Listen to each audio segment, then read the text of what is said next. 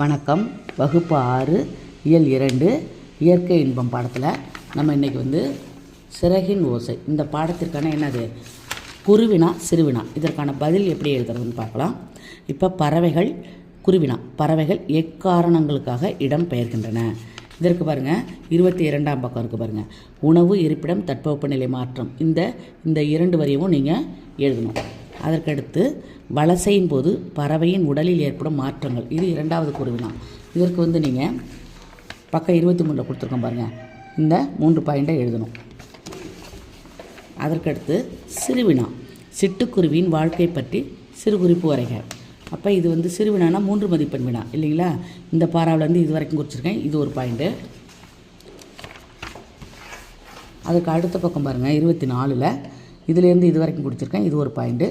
இதிலேருந்து இது வரைக்கும் குறிச்சிருக்கேன், இது ஒரு பாயிண்ட். இந்த மூன்று பாயிண்ட்டையும் நீங்கள் எழுதணும். அதற்கடுத்து வலசை பறவையின் பயணம் பற்றி நீங்கள் அறிவன. இது கொஞ்சம் நிறைய பாயிண்ட்ஸ் இருக்குது. அதாவது இதிலிருந்து இது வரைக்கும் உள்ளது பக்கம் 22ல். இதில் நீங்கள் ஒரு 5-6 பாயிண்ட் எழுதினா போதும். ஏன்னா முழுமையாக எழுதணுங்கிற அவசியம் இல்லை. 3 மதிப்பெண் வினா தான் அது. அதற்கடுத்து சிந்தனை வினா பறவை இனங்கள் அழியாமல் காப்பாற்றப்பட நாம் செய்ய வேண்டியவை பற்றி சிந்தித்து எழுதுன்னு சொல்லியிருக்காங்க.